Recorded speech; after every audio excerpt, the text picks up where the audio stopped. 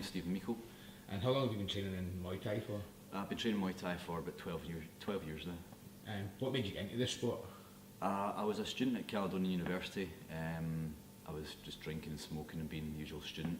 I'd never done any sports really before, apart from football at school. And I started the Muay Thai simply just to lose a bit of weight and get a bit fitter. And what weight category do you train in now? Sorry? What weight category do you fight in? Just now I fight around 68, 69 kilos, but I fought from 65 up to 72, but I don't think I'll be fighting above 70 or below 67 in the future. Is there a big difference in do you see a difference in the weight categories? You know, have you been in a few different ones? Is there quite a big? Yeah, when I cut to 65, that was horrendous. I just didn't cut the weight the way I should, and I was too weak when I fought. And then when you fight at 72, you're fighting guys that are really big and strong. They're going to blow it back up to 80 plus.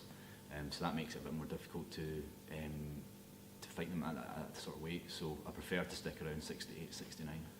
So what is your ranking in the category that you fight in? At the moment I'm not ranked because I haven't fought in the UK for 4 years. I think my last fight was at the end of 2011 where I beat Chris Addis. At that point I was ranked second in the UK at 69. Are you looking to get back into the rankings or back into fighting? Yeah. I've been trying to get back into fighting for about 6 months now since I came back from working in Qatar. I was due to fight a guy called Dale Hughes from Frank's gym in Manchester, but he pulled out after he got knocked out 3 weeks before the fight. So now I've been trying to get matched this year, but the only person that's wanting to fight me is Willie Dempster, so I'm fighting him in May, and then hopefully I'll get more options once I'm back in the rankings. So how are you finding it hard to get a fight? Is it just because of your past records, or is it just... I don't know, people just don't want to fight me up here. I've not fought a Scottish fighter since, Willie Dempster was the last Scottish fighter I fought, which was back in 2008. Stopped him in the 5th round with an elbow. I've only ever lost to one Scottish fighter, and that was Rav Burt. Unfortunately, never got a chance to rematch before he moved to Australia, which I would have loved. But since then, there's been no one that's come up and asked to fight me. And what's the difference between training, fighting in the UK or Scotland to like fighting in Thailand, should I say? I think there's a lot less build-up. There's a lot less pressure on you. I like the fact that you can just get up and do your own thing in the morning. You go run, you train, you hit pads, spar, clinch, and it's nice and warm, so you don't have to worry about stretching or niggling injuries as much. There's less pressure. You're not having to worry about bills, family, girlfriend, going out, weddings, anniversaries, all that sort of stuff, and you can just commit yourself to training, and you're living either in the camp or at a hotel apartment close by, so you can just concentrate on training. You said you took a break from training for a while. How hard was it to get back into full swing, for fighting or just for your own health, to get that back? I've taken a couple of breaks. Over 12 years, I think I've had 4 years out. I took 1 year off just simply because I had university exams and I was working down in England, and I couldn't really get the training as I did. And then the second break was when I went to live in Australia. I was working the mines out there, so I couldn't train. And then this break has been 2 years, and I was focusing mostly on coaching and personal training. And then I went to work in Qatar for a while, and then came back. Each of the breaks I've taken due to work or other commitments, not because I really wanted to, but a break is always welcome. I think if you try and train consistently all the time, you end up getting bored of the sport, you lose your enthusiasm or motivation for it, and you need to take a step back and assess whether you actually really enjoy the sport anymore. So a couple of times when I was fighting in Thailand that I would train and have a couple of fights. I had four fights in 7 weeks, and at the end of that 7 weeks, that last fight I had, I said, right, I'm taking a month off, and went away just because I wasn't interested in fighting anymore. I was just simply doing the fight to make the money. Do you think, I use the word depression, but do you think that can happen through overtraining and stuff, that it can bring your mood down, constantly training hard and stuff like that? People say that, it can affect you mentally sometimes. Some of the articles I've read, it's been saying sort of overtraining can be counterproductive. Yes, certainly. I think if you try and train all the time and you don't give yourself enough time to rest, take a holiday, go away, relax, do other stuff that you enjoy. If you completely focus 100% on Muay Thai, you're going to get to that stage where you don't really enjoy it anymore, and you need to take that time off to to get your hunger back and your desire back to punch or elbow somebody in the face. How do you see Scottish Muay Thai progressing in the future? Folks, it's come a long way, in the last few years. Do you see it getting better, worse? How do you find it? I think on the whole, Scottish Muay Thai has become more fragmented. Different camps won't work with certain camps, and this guy won't work with this guy won't fight this guy. So if anything, it's become more fragmented. But individually, there's certain fighters that have gone away. They've learned how to become better fighters. The quality of certain fighters has improved. Notable guys are guys like Tam McCourt, Keith McLaughlin, Chris Shaw from Power Scotland, Chris Shaw from ULT. And these guys have gone away and they've become a lot better fighters. They've improved. Alan Strachan as well. They've become a lot better quality of fighters, but the sport as a whole overall really hasn't improved. It's moved out of the working men's clubs and it's into arenas like the Onyx or Paisley Lagoon, but the money hasn't really improved in the sport. The ticket prices have gone up. And there is more interest in the sport. I don't know whether that's a byproduct of Conor McGregor and the UFC,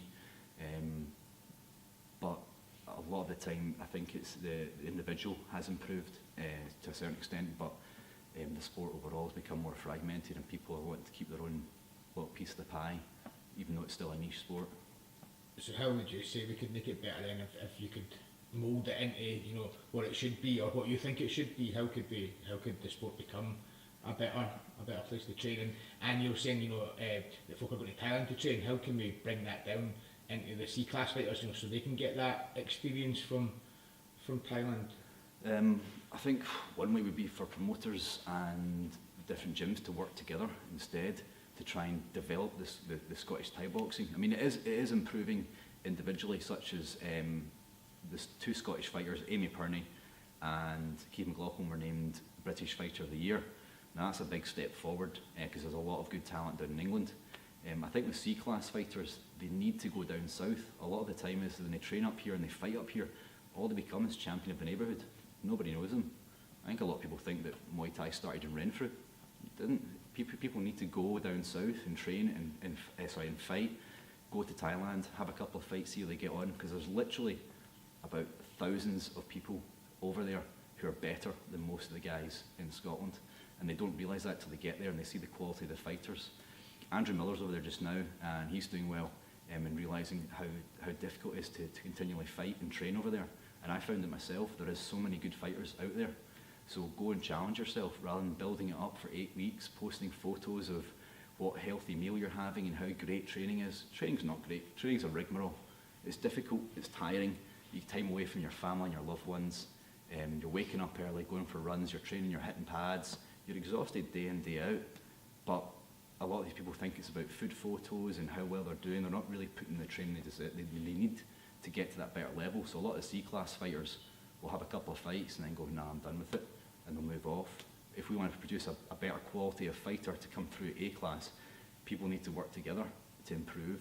There is certain gyms that are doing that, like the Grip House, Glasgow Thai Boxing Academy, Power of Scotland. They're producing good fighters and the coaches they have know how to produce better fighters, but there's still the guys, other gyms that are way behind, and a lot of people know who they are. But if I've got a raw novice who's wanting to have his first fight, if I know there's somebody from that gym who's had like 7 or 8 fights, I'll just match them with that person because I know they can beat them, because you know what style each gym will have and what their flaws are and what they're not doing for their fighters.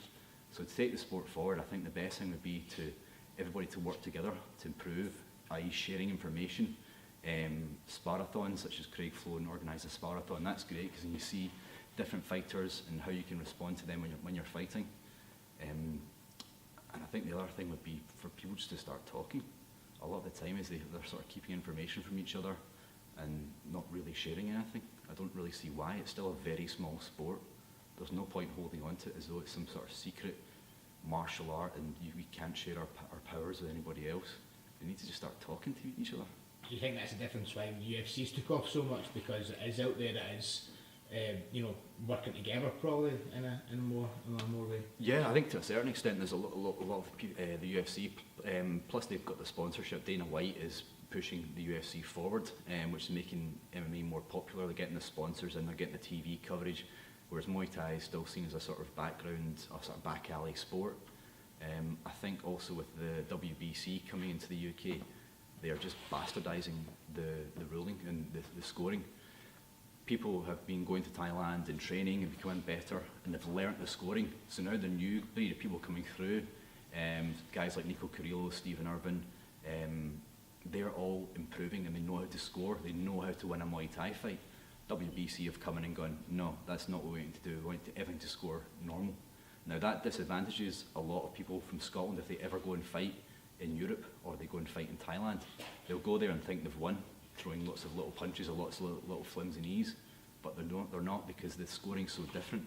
They need to stick to the Thai scoring for everybody to improve as Muay Thai fighters. If you want to improve as a K1 fighter, go and fight K1, go and fight K1 scoring. But if it's Muay Thai, you want to fight, you want to become a better Muay Thai fighter, and you're not caring about challenge belts or Scottish titles, you want to move up, you want to progress and become a British champion, then you need to continue with the right scoring and have the information come back from Thailand so everybody can share it and become better fighters. So would you say that maybe like having like a governing body that could make decisions, you know, maybe from every club or whatever, you know, a committee type thing or something that can actually stop these sort of things from happening? And yeah, I think a committee would be a great idea. A governing body is a long way off because people have their own ideas. I mean, these are people that have been in the sport longer than I have, but they still don't know how to score a fight. They still don't really want to take the sport forward. All they want is for their guys to do well and make a bit of cash on the side. And I think that's going to bring the sport down. If there was a committee where each coach from each gym would meet up and they would have ideas and chat and move things forward, then that'd be great. And even once every 2 months, the best fighters from each gym all meet up and spar. Because in Thailand, you've got guys like Pakorn and Pet Bunchu, who I think have fought about 7 or 8 times, but they will still talk to each other. They'll fight 7 or 8 times, whereas here, some guy will fight, fighter A will fight fighter B once, fighter A will win, and then never fight again. And there's no point in that. There's not enough fighters. You need to have people fighting 2, 3, 4 times. Then you get a better mix of people fighting, and people start to improve and start to learn how to beat other people, and that will improve the sport. So you reckon you maybe take the ego out of it a bit to an extent, you know, and just fight, you know? And that's it. People are talking about a fight camp, an 8-week fight camp, and they're training. You're not locked away. You're not in some dungeon training and kicking bricks and stuff. You're just training. You know, it's just simply training for a fight. Train for a fight. Fight. If you lose, fight them again a few months later, and hopefully you've improved. Take whatever you've done from that fight that you've lost, take it away and improve on it, and then come back and fight them again, rather than just simply holding on to that belt you've won and try not to defend it, not ever challenging yourself. What would you say has been the highlight of your sort of fighting career from any of your fights? I think I've got 2. The first one was when I fought Craig Joes back in 2008. Before that, a year before that, he'd won the 8-man tournament in Power Scotland, and when I get matched against him, I was just quite happy to survive the fight. I was thinking, right, if I can not get knocked out, if I can go 5 rounds, I'll be happy.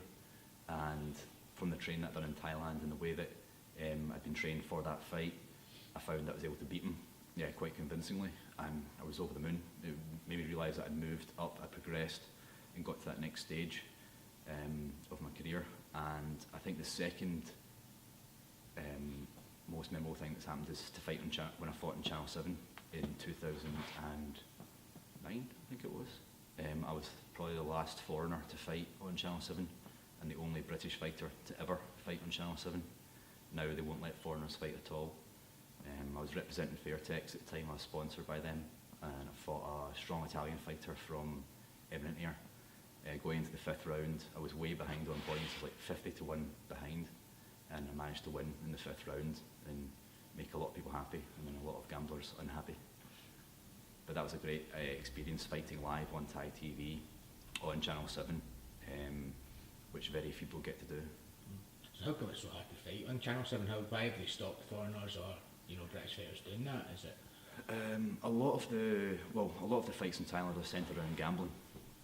So when you have 2 fighters fighting on Channel 7 TV, the gamblers want to know what level they're at. So you might have somebody who's really good, but he's lost in his last fight, fighting somebody who's not that good, but has won in their last fight.